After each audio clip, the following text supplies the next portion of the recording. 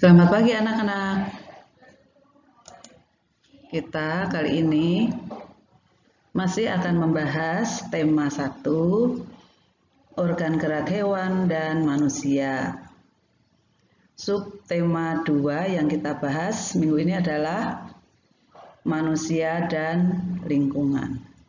Tapi kali ini kita akan belajar dari pembelajaran 4 sampai 5.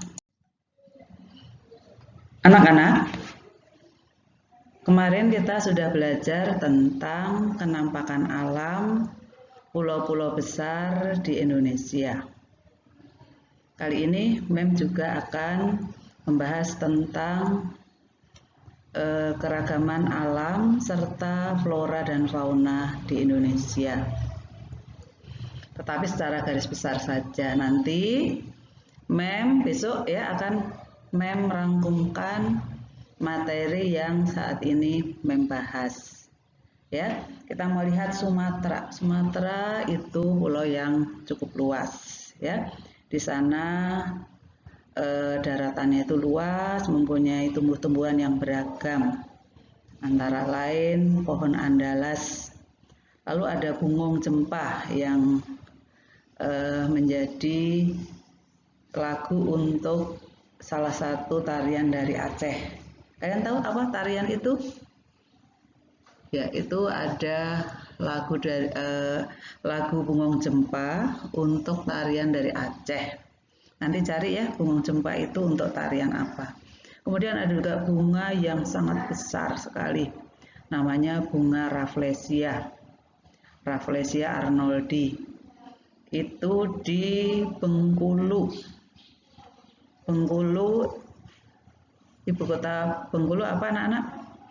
Coba nanti kalian cari juga ya apa ibu kota dari Provinsi Bengkulu.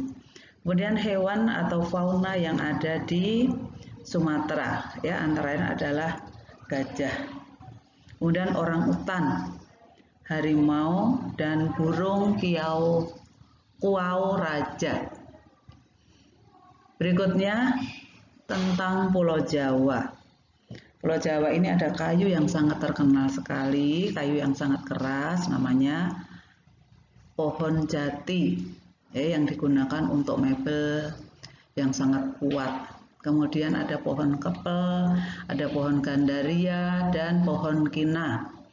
Ada yang tahu manfaat kina itu apa anak-anak?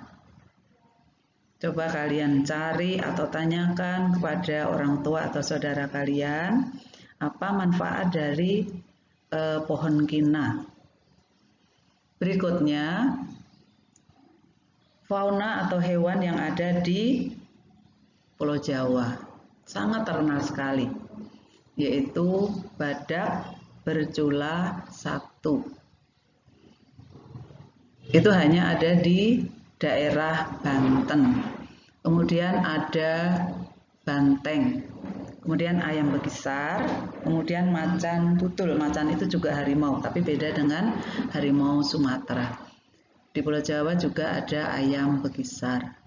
Berikutnya Pulau Kalimantan. Pulau Kalimantan ini mempunyai flora atau pohon-pohon dengan kayu yang besar dan kuat.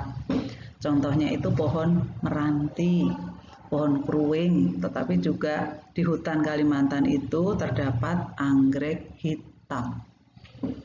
Berikutnya adalah fauna yang berasal dari Pulau Kalimantan. Di sana ada orang utan, tapi orang utannya itu lebih besar daripada orang utan yang ada di Pulau Sumatera. Kemudian ada ikan pesut, kemudian owa dan bekantan. Bekantan itu merupakan kalau kalian pernah rekreasi ke dunia fantasi di Jakarta, nah itu maskotnya itu mengambil bentuk bekantan. Itu anak-anak apa yang terdapat di Kalimantan. Berikutnya kita mau lihat Pulau Sulawesi. Tumbuh-tumbuhan yang khas dari Sulawesi adalah kayu eboni, kayu damar.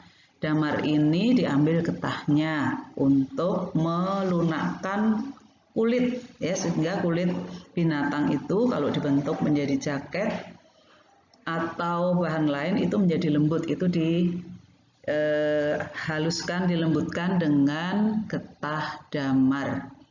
Kemudian fauna dari Sulawesi yang khas itu anoa, ya. Kemudian kuskus dan burung maleo. Berikutnya Kepulauan Nusa Tenggara dan Bali. Anak-anak, kalian tahu apa arti Nusa? Nusa itu artinya pulau, ya. Nusa Tenggara, jadi pulau yang ada di bagian tenggara. Dari Nusa Tenggara dan Bali, di Nusa Tenggara itu ada pohon yang kayunya itu harum, namanya kayu cendana. Nah, coba kalian sebutkan apa barang kerajinan yang terbuat dari kayu cendana. Kemudian ada juga tanaman yang namanya ajang kelicung. Ajang kelicung ini unik karena kayunya berwarna hitam.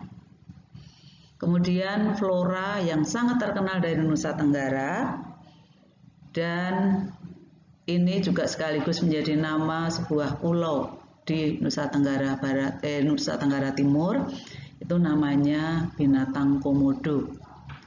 Komodo itu hanya ada di Nusa Tenggara Timur, ya. Jadi ini merupakan tempat wisata yang unik karena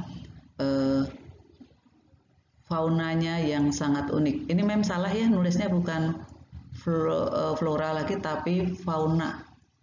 Nanti mem betulkan kalau di catatan. Kemudian ada juga burung yang terkenal yaitu burung jalak Bali, tentu saja berasal dari Bali. Berikutnya Kepulauan Maluku dan Papua.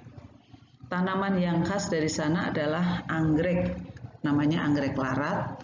Kemudian buah merah dan buah matoa. Buah matoa ini semacam, kalau kita kenal di sini, semacam rambutan tetapi ada aroma duren. Jadi unik, namanya buah matoa. Lalu faunanya yang terkenal itu nuri Raja Ambon dari Maluku, dan di Papua itu yang terkenal adalah burung cendrawasih. Anak-anak, berikutnya kita akan kembali membahas tentang ide pokok dalam teks lisan. Ya, kalian ingat kembali bagaimana cara menentukan ide pokok dalam teks lisan. Karena lisan, tentu saja kalian harus mendengarkan teks tersebut. Teks lisan ini nanti mem akan rekam, ya, rekam terpisah. Kemudian setelah itu, setelah mendengarkan rekaman dari cerita yang mem perdengarkan, nanti kalian mengerjakan tugas dari halaman 41 ya. 41 yang di bawah nomor 1 sampai 3, bukan yang di atas, bukan di bawah ya. Tugas halaman 41 nomor 1 sampai 3. Berikutnya kita akan membahas tentang sikap kepedulian yang sesuai dengan nilai-nilai Pancasila. Kemarin-kemarin kita sudah melihat bahwa Pancasila itu setiap silanya kita amalkan bersama-sama di dalam keluarga, di dalam kehidupan bermasyarakat, kemudian juga di sekolah. Nah, kenapa harus diamalkan, harus dilakukan? Tujuannya supaya masyarakat kita itu aman dan damai, sejahtera. Jadi kita enak hidup dengan kondisi yang begitu. Nah, dari kemarin kita sudah bahas kan setiap sila itu apa saja. Untuk lebih jelas, kalian baca dari buku halaman 41, ya, materinya ada di halaman 41. Lalu mem mengajukan pertanyaan begini. Kalau ada anak kelas 5 nih, kalian semua ini, ada yang tidak mau kerja kelompok dengan salah seorang teman yang tidak disukai. Menurut kalian itu bagaimana? Ya, lalu saranmu untuk teman itu bagaimana? Ya, nah ini pertanyaan tambahan dari mem. Kemudian pertanyaannya itu di halaman 41 yang di bawah itu. Anak-anak, sekarang kita ke pembelajaran yang kelima mengenai jenis-jenis otot manusia dan fungsinya. Otot itu ya, otot itu yang mana sih, Mem? Kalau kemarin kita lihat gambar itu kan ada tulang, ada otot. Otot itu secara umum itu kita mengatakan daging. Daging itu dalam IPA ini disebutnya otot. Ya, otot itu ada 3 jenis, yaitu otot polos, otot jantung, dan otot lurik. Otot polos itu anak-anak yang bergerak tanpa kita suruh, tapi bergerak terus-menerus. Apa yang dalam tubuh kita ini yang bergerak terus-menerus, yang malam tidur atau terjaga, otot itu terus-menerus bekerja. Ya, otot itu adalah yang mencerna makanan di dalam perut kita. Tidak kita suruh, terus-menerus dia mencerna makanan. Ya, itulah otot polos. Jadi kita tidak mengendalikan, tapi dia kerja terus. Ya, paru-paru kita suruh tidak? Tidak, dia terus aja bekerja. Ototnya itu terus bekerja. Ya, tadi selain alat pencernaan, juga paru-paru kita.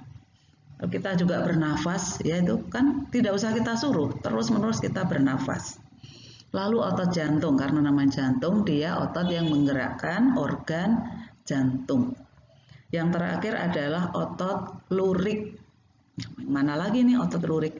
Otot lurik itu otot yang bekerja, yang bergerak karena kita kendalikan, kita suruh-suruh. Kita mau mengambil sesuatu. Ya, secara umum kita pasti menggunakan tangan. Kita mau makan, tentu arah tangan itu ke mulut. Kita mau menulis, ya itu kita sadar, kita kendalikan. Kita mau berolahraga, mau menendang bola, mau menangkap, mau apalagi, mau mengoper, ya kalau dalam permainan sepak bola. Jadi semua otot yang bergerak karena keinginan kita, ya kita mengendalikan, itu disebut otot lurik. Jadi secara sadar kita menggunakannya, kita menggerakkannya, ya.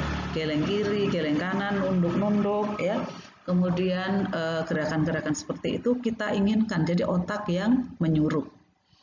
Jadi jelas ya anak-anak ya, ada otot polos yang bergerak sendiri terus-menerus. Otot jantung itu hanya menggerakkan organ jantung. Kemudian otot lurik ya yang bekerja kalau disuruh oleh kita. Ya. Nah, kemudian kita juga akan mendengarkan untuk mencari ide pokok dalam teks lisan. Jadi, Mem akan merekam ya, merekam suara Mem tentang otot-otot pada tubuh manusia. Jadi, ini berarti pelajaran apa? Mencari ide pokok? Ya, betul. Kita ke bahasa Indonesia. Latihannya kalian kerjakan di halaman 43. Terus mana ininya? Nah, nanti kalian mendengarkan rekaman Mem, nanti yang akan Mem share juga di grup. Berikutnya anak-anak kita akan melihat tentang ragam gambar pada ragam cover atau sampul buku. Ya, sampul buku kemarin kita sudah pelajari, ada bagian depan, ada bagian belakang, lalu ada bagian punggung. Nah, sekarang kita yang akan kita pelajari adalah ragam gambar yang digunakan itu apa saja. Yang digunakan itu ilustrasi foto asli. Ya, ada foto asli yang ditampilkan pada cover sebuah buku. Lalu ada juga yang menggunakan huruf saja, tulisan-tulisan saja. Nah, untuk jelasnya kalian baca dari halaman 44. Ya, bukunya dibaca, dipelajari, gambar-gambarnya kalian cermati. Kemudian kalian kerjakan halaman 45. Ya, nomor 1 sampai nomor 7. Halaman 45 nomor 1 sampai 7. Anak-anak, ini apa yang bisa Mem jelaskan tentang materi pembelajaran kita, pembelajaran 4 dan 5. Besok Mem akan buat rangkuman, itu yang kalian catat, dan tugas-tugas lebih jelas akan Mem share kembali ya di rangkuman. Anak-anak, selamat belajar. Tuhan Yesus memberkati.